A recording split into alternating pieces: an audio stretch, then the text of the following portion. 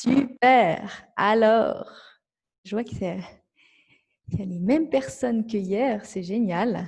Comment ça a été ce cours d'hier? Est-ce que vous avez déjà eu des réalisations, des choses qui se sont passées, peut-être des réflexions? Ce serait sympa de les mettre dans le chat pour que tout le monde en profite et pour vraiment ancrer ces réalisations. Aujourd'hui, on va parler de la deuxième chose à changer ou à harmoniser, j'ai envie de dire, pour changer votre schéma amoureux. Et c'est comment finalement rencontrer des hommes qui vous correspondent. Parce que ce que j'entends souvent, c'est que soit on rencontre des hommes qui nous plaisent et ça ne marche pas, soit on leur plaît et ça ne fonctionne pas, soit on rencontre carrément personne qui nous plaise et du coup on se dit où est-ce qu'ils sont? Où est-ce qu'ils sont ces hommes qui pourraient me convenir?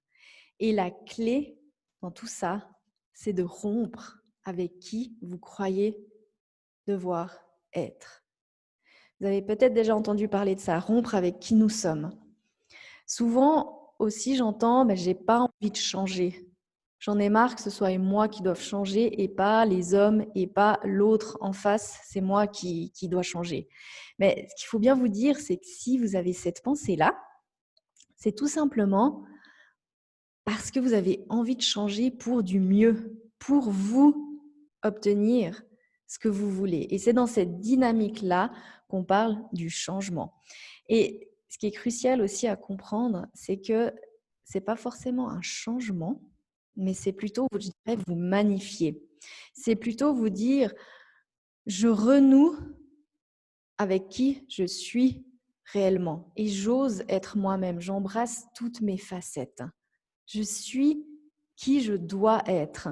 Parce que une chose que j'enseigne et qui est, je pense, la chose qui, pour moi, à côté du travail de pensée, vous savez, je parle beaucoup des pensées, mais la deuxième chose qui, pour moi, est cruciale à apprendre dans notre vie, c'est que ce qui se passe autour de nous, les gens qu'on rencontre sont des partenaires de vie qui nous disent exactement ce qui se passe en nous.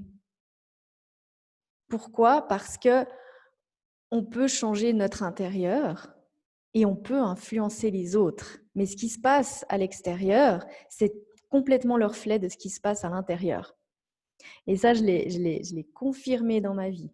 Quand j'avais des hommes qui ne s'engageaient pas, c'était avec moi et moi-même que je ne m'engageais pas. Et ça, c'est un magnifique terrain de jeu.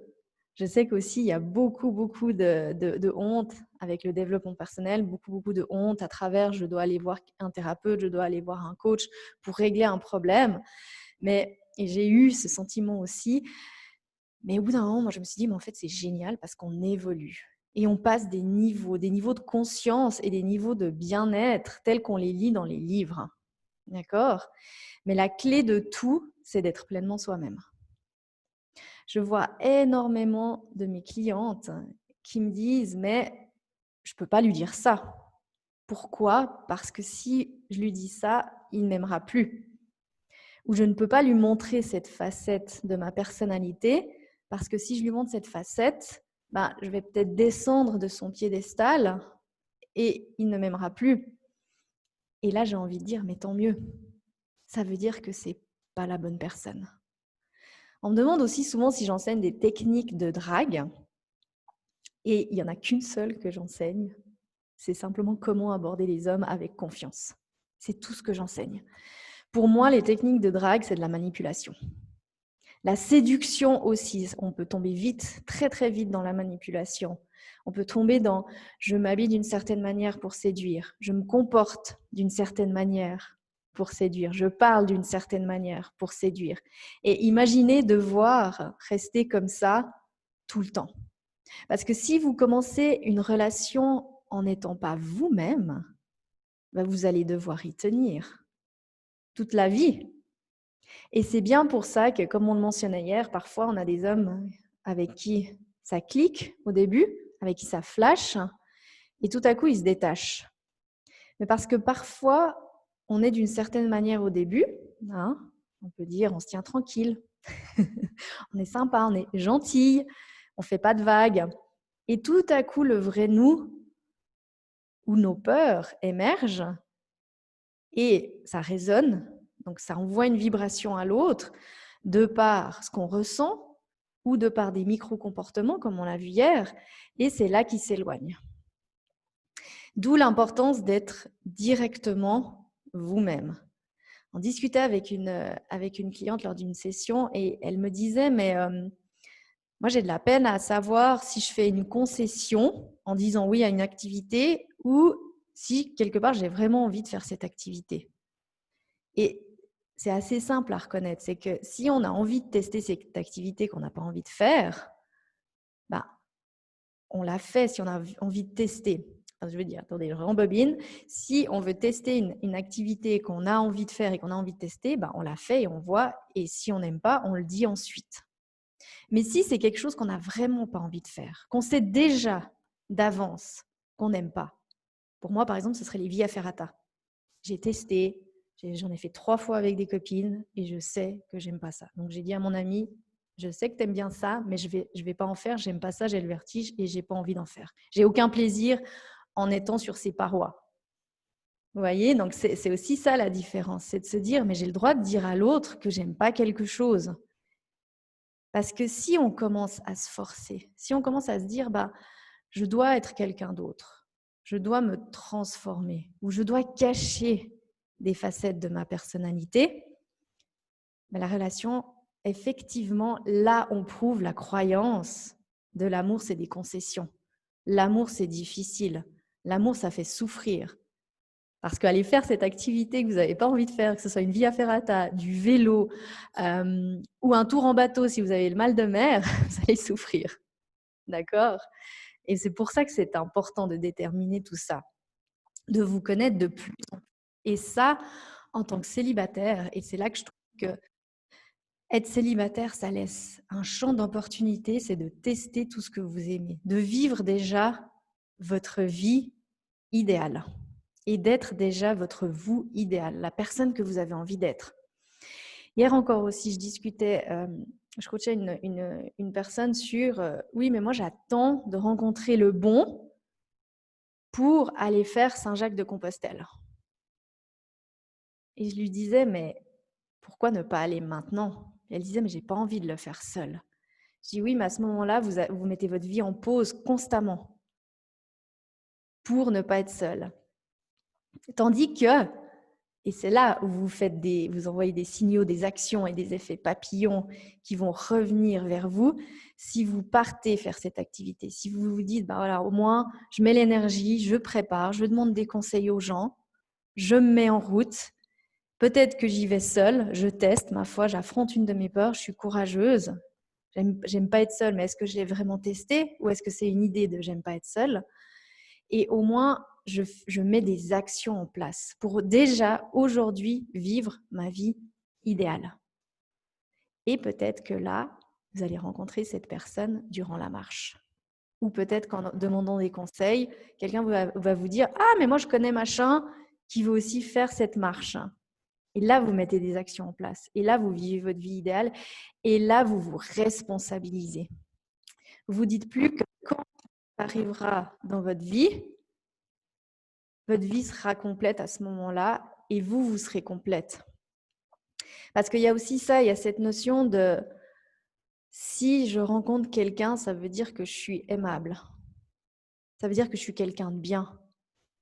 Mais le fait de penser ça sous-entend que vous n'êtes pas assez bien.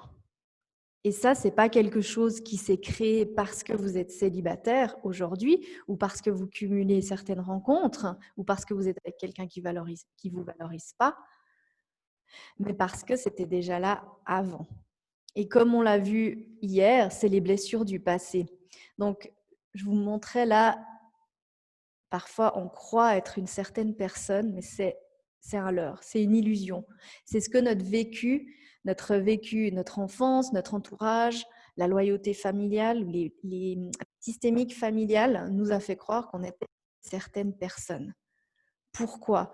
Parce que tout simplement, quand on est petit, on nous envoie pas mal de phrases au visage et forcément, quand on est petit, on y croit.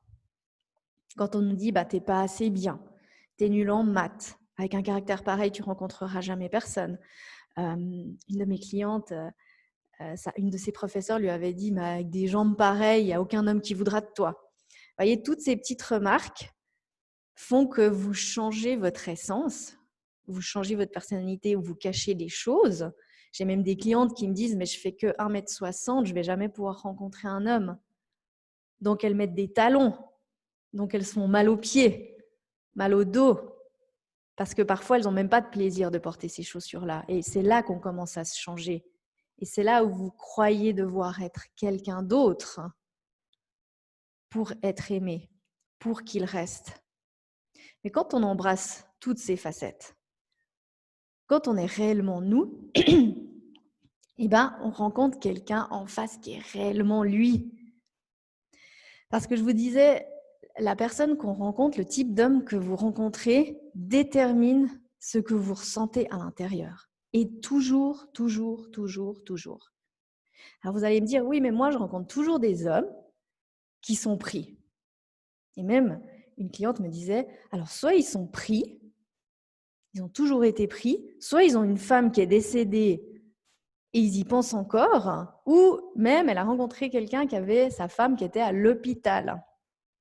Je ne sais plus quel hôpital, mais en tout cas, il l'avait mise à l'hôpital et puis elle y restait tout le temps. Vous voyez, donc il y avait toujours quelqu'un derrière.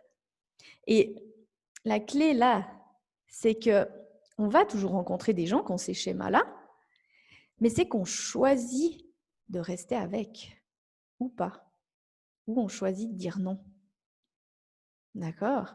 Et du moment que vous choisissez de dire non à ces schémas, de dire non à des personnes qui sont prises, qui ne s'engagent pas, qui veulent juste venir à 23h le soir, du moment que vous choisissez de dire non, le schéma, il change. Et il change complètement. Parce que vous êtes honnête avec vous-même, parce que vous vous valorisez, parce que vous êtes aligné avec ce que vous voulez. J'ai pris l'exemple l'autre jour parce qu'il y a aussi beaucoup de honte à travers le « j'attire un certain homme, un certain type d'homme vers moi ». Mais ce n'est pas tellement que vous les attirez, c'est que vous décidez de les garder toujours dans votre vie. D'accord ? Par exemple, j'ai eu un monsieur qui m'a écrit l'autre jour sur Facebook en me demandant d'aller boire un verre avec lui, que j'étais vraiment charmante, qu'on ne se connaissait pas, mais qu'il avait vu mon profil, gna gna gna. Et à la fin, il marque « Je suis mariée, j'espère que cela ne vous dérange pas ». Ah, personnellement, oui, moi, ça me dérange. Il y a des gens qui vont choisir d'être avec des hommes mariés parce qu'elles sont contentes comme ça. Hein. Il n'y a aucun jugement là-dedans. Mais moi, non. Bah, déjà, de toute façon, je suis en couple, mais je vais dire non. D'accord ? Et ça m'est arrivé 1 ou 2 fois. Mais ça, j'ai toujours dit non. Ça, c'était quelque chose chez moi. J'ai toujours décidé, jamais je n'irai avec quelqu'un qui est pris parce que je veux être moi le premier choix. D'accord ? Donc, ça ne m'est pas arrivé souvent. Ça m'est peut-être depuis que j'ai 10 ans, donc en 17 ans Non, 27 ans. Qu'est-ce que je dis ? Ouais, en 27 ans de carrière amoureuse, on va dire, j'en ai peut-être eu 3 qui sont venus vers moi qui étaient mariés, avec vraiment l'intention de me proposer quelque chose. D'accord ? Mais j'ai des clientes, c'est systématique, systématique, systématique. Mais la plupart du temps, pourquoi ? Parce qu'elles disent oui. Parce qu'elles disent oui ou qu'elles hésitent. Vous allez me dire, c'est facile de dire non à celui qui vous écrit sur Facebook. Et en plus, c'était facile parce qu'il avait 20 ans de plus que moi. Mais quand c'est votre collègue que vous voyez tous les jours, qui est beau, qui vous plaît et avec qui vous pouvez discuter, bien évidemment que c'est beaucoup plus dur de dire non. Et qu'en plus, vous êtes célibataire et que vous avez l'impression que enfin, pour une fois, ça clique avec quelqu'un, ben forcément, vous avez envie de lui dire oui. Forcément, vous avez envie de vous dire qu'il va quitter sa femme. Ou souvent, ce qu'on me dit, non, mais je ne lui demande pas de quitter sa femme. Mais vous avez l'espoir qu'il le fasse, donc vous êtes dans l'attente. Et ça vient du fait qu'à l'intérieur, il y a une croyance. On parlait hier des croyances. Une croyance qui dit, mais je ne mérite pas d'être aimée. Je ne mérite pas d'être en première position de la vie de quelqu'un d'autre parce que je ne me mets pas en première position de ma vie, parce que j'écoute mes peurs, parce que j'écoute les croyances qu'on m'a inculquées tout au long de ma vie. tels que l'amour c'est difficile, c'est des concessions, etc., etc. Donc, en faisant un bilan des hommes que vous avez rencontrés et des caractéristiques qu'ils avaient, ou de ce que vous leur reprochiez, vous pouvez très très vite faire un bilan de ce qui se passe en vous et de ce que vous pouvez rééquilibrer. C'est la clé, la clé, la clé, la clé. C'est jamais la faute des autres, mais c'est plutôt les choses qui émergent chez vous. Et j'irais jusqu'à dire que même lorsqu'on tombe sur des manipulateurs, on a une part en nous qui veut manipuler quelque chose. D'accord? Qui essaie de manipuler la vie d'une certaine manière. Par exemple, tout simplement, quand on dit oui aux gens parce qu'on a peur de leur dire non, mais simplement à des activités, par exemple, ou simplement, j'avais une cliente qui disait toujours oui pour garder les enfants d'une autre femme parce qu'elle, elle gardait les siens de toute façon, et elle voulait dire non. Ben, là, vous manipulez les autres parce que vous voulez qu'ils vous aiment, parce que vous n'osez pas dire non. Donc, vous tombez sur des manipulateurs, par exemple. Le pervers narcissique, c'est la même chose. Vous avez la même blessure que lui, sauf que lui le fait émerger avec un certain comportement et d'une certaine manière, et vous d'une autre manière. Mais la base est la même. Pervers parce que lui fait souffrir quelqu'un, vous parce que vous vous faites souffrir en restant avec lui, et narcissique parce que vous restez, parce que vous voulez qu'il vous aime. Vous lui dites « Hé, regarde, tu peux m'aimer. Si je suis sympa, il va m'aimer. » C'est une forme de narcissisme. D'accord? Et encore une fois, c'est pas pour vous positionner en victime ou c'est de votre faute, plutôt de prendre la responsabilité. De vous dire, je suis créatrice de ma vie. Et ce qui est fascinant, c'est quand on commence à être comme ça créatrice de sa vie, à commencer à voir toutes ces petites choses, tous ces petits détails. Et je vous rassure, hein, ça se fait en un instant. Une fois qu'on a compris comment ça fonctionne, ces mécanismes, on arrive à le faire avec tous les domaines de vie, bah, on arrive à influencer les autres. Parce qu'on dit toujours, on ne peut pas changer les autres.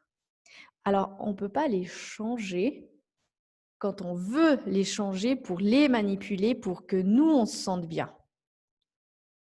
Mais par contre, on peut les influencer quand nous, on change notre intérieur, quand nous, on change les actions qu'on fait, quand on prend des nouvelles décisions pour nous, quand on est courageuse, quand on est brave, quand on affronte ses peurs.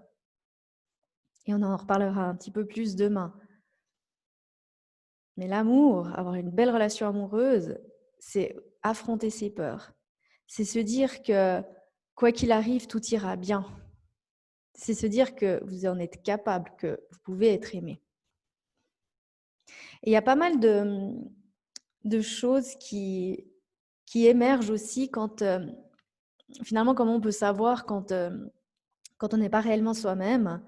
Ben, il y a des phrases qui ne trompent pas. Ce sera par exemple « moi j'ai du caractère »,« moi je revendique mes valeurs »,« moi je dis ce que je pense »,« moi je sais ce que je veux ». Et il y a une énergie derrière avec laquelle on le dit, qui est très revendicateur justement, qui est très « je dois poser mes limites ». Je dois dire ce que je pense, je dois absolument lui dire qu'il ne m'écrit pas assez, qu'il ne me porte pas d'attention. Et c'est là qu'il y a une dissonance et c'est là qu'on commence à plus être nous-mêmes et à manipuler les choses. Et l'autre facette, c'est je suis gentil, je m'adapte, je dis oui à tout, je n'ose pas dire ce que je ressens réellement, ou je n'ose pas montrer à l'autre que je l'aime bien. Ça aussi, c'en est devenu à est-ce que j'écris ou est-ce que j'écris pas, est-ce que j'écris telle et telle phrase, et on devient vraiment dans des calculs plutôt que dans la fluidité. Est-ce que ça joue jusque-là? Est-ce que vous avez déjà des questions ou des remarques? Mais imaginez, quand on se dit, par exemple,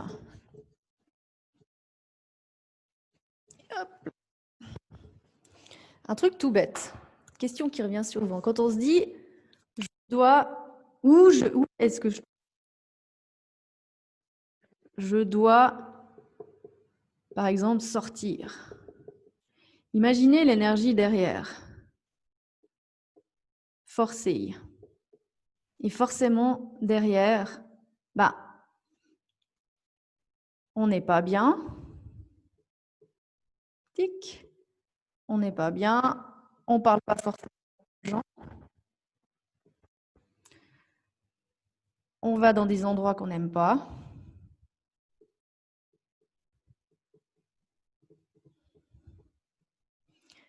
Hop, qu'on n'aime pas. Et forcément, bah, on rencontre des personnes qui ne nous conviennent pas. D'accord? C'est vraiment des mécanismes comme ça. Du moment qu'on se dit quelque chose qui est forcé ou qui n'est pas réellement nous, bah, tout simplement, on a une émotion derrière. On parlait hier de ça aussi, mais on se sent forcé. Et forcément, les vibrations, bah, on n'est pas bien, on ne parle pas aux gens, on n'a pas envie d'être là. Peut-être qu'on a un langage corporel qui va vraiment montrer que je n'ai pas vraiment envie d'être là et j'ai envie de parler à personne. Un excellent exemple de ça, c'est Tinder. J'ai beaucoup de gens qui viennent vers moi en me disant « Tinder, c'est nul, j'aime pas du tout. Mais j'y suis quand même parce que j'ai l'impression que j'ai pas d'autre choix. » Et en fait, on en veut presque à Tinder ou aux gens qui sont sur Tinder parce qu'on n'a pas envie d'être là. Et souvent, ce qui est intéressant, c'est qu'en ayant cette énergie-là, on rencontre personne. Ou on rencontre des gens qui ne nous conviennent pas. Ou on rencontre ceux qui veulent vraiment que des plans. Ceux qui ne veulent pas s'engager. D'accord? Mais du moment qu'on est honnête avec nous-mêmes et qu'on se dit, OK, maintenant, j'ai plusieurs choix qui s'offrent à moi. Je peux faire des activités que j'aime et sortir un petit peu de mon confort personnel et aller tester des choses. Par exemple, j'ai envie d'aller faire du paddle, j'ai envie d'aller faire du kayak, j'ai envie d'aller faire de la montagne, Saint-Jacques-de-Compostelle, du canoë ou, je ne sais pas, du macramé peut-être. Mais ces choses-là, ça me demande un effort. Et en plus, peut-être j'ai un peu peur d'y aller. Et en plus, il faut dépenser un peu de sous. Donc, je n'ai pas envie d'aller. Donc, je vais sur Tinder. Mais quelque part, Tinder, j'ai du ressentiment, de la colère. Et ça m'embête. Parce que moi, ici, j'ose pas faire ces choses-là. Donc, forcément, je vais rencontrer des gens qui correspondent à cette énergie-là. Vous voyez à quel point c'est puissant. Tandis que si vous prenez la décision, vous dites, voilà, pour l'instant, et c'est une décision, et c'est là que c'est important de savoir prendre des décisions en conscience. Pour l'instant, je n'ai pas envie de faire ces activités et je suis OK avec le fait que je ne vais pas les faire pour l'instant. Donc, je vais sur Tinder parce que ça me facilite la vie. Mais j'y vais avec une bonne énergie. Et j'y vais avec toutes les bonnes pensées que je peux avoir. J'y vais pas en me disant, de toute façon, là-dessus, il n'y a que des cons. De toute façon, là-dessus, il n'y a que des gens qui ne veulent pas s'engager. De toute façon, là-dessus, c'est les désespérés. Et je serai que le deuxième choix ou le troisième choix, où on est sur un catalogue. Si vraiment vous avez ces pensées-là, mon conseil, c'est d'arrêter d'être là-dessus, de neutraliser vos pensées par rapport à tout ça, de prendre vraiment la décision de ce que vous voulez vraiment et de retourner là-dessus, de même réécrire votre profil, par exemple. Vous voyez? Et si vous en êtes au stade où vous faites des activités, de vraiment voir si vous faites ces activités pour rencontrer quelqu'un ou si c'est vraiment des activités qui vous font plaisir. Des activités qui sont en lien avec qui vous êtes réellement. Si vous voulez faire du tricot, faites du tricot, même si vous en avez honte. Je donne cet exemple-là parce que j'ai eu une cliente qui me disait « mais si je rencontre quelqu'un, moi j'aime bien faire du puzzle, mais je ne pourrais pas faire du puzzle devant lui. » Je lui dis « Ah bon, pourquoi ?» Elle fait « il va penser que je suis un peu nulle. » Je dis « Mais non, pas du tout. » Et si tu ne peux pas faire du puzzle, forcément, tu vas pas attirer quelqu'un parce que tu préfères presque faire ton puzzle que d'avoir quelqu'un. Donc forcément, tu attires des gens et tu rencontres des gens et tu restes avec des gens qui ne s'engagent pas vraiment. C'est tout des petits mécanismes comme ça subtils, mais qui, une fois mis en place, une fois compris, vont vraiment vous changer la vie. Et ce que je vous disais par rapport au fait que l'extérieur nous dit ce qui se passe à l'intérieur, c'est valable dans tous les domaines de vie. Et c'est ça qui est génial. vraiment au niveau amical, au niveau de la santé, au niveau de votre corps, au niveau de votre famille. Tout est relié à vous. Donc si aujourd'hui vous répétez un schéma, c'est parce que vous-même vous répétez un schéma de pensée, un schéma émotionnel et un schéma de comportement lié à votre passé. Donc redevenez vous-même. Recommencez à suivre vos intuitions, vos inspirations. Et plus vous le faites et plus vous dépassez des peurs, plus vous suivez ces inspirations, plus vous êtes courageuse et plus vous verrez que vous allez complètement changer votre schéma amoureux. Vraiment. Ça va changer du tout au tout.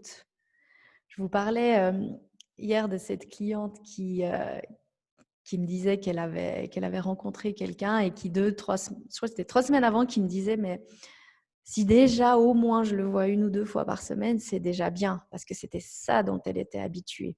Et pourquoi elle répétait ça?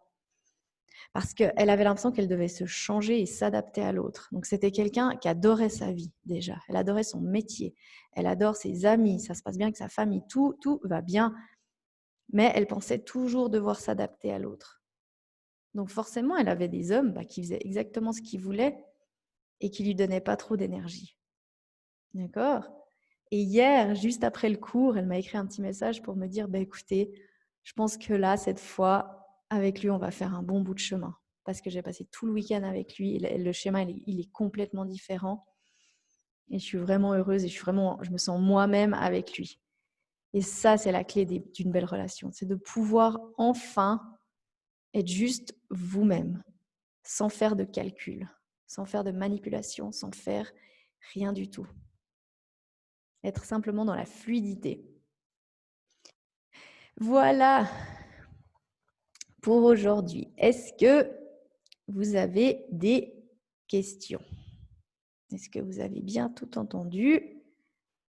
Et si vous n'avez pas de questions, on se retrouve demain pour le dernier cours. D'accord? Je vais vous envoyer le replay avec un lien qui fonctionne cette fois-ci. Allez, bon après-midi, à demain. De rien, avec plaisir. À demain, bye bye.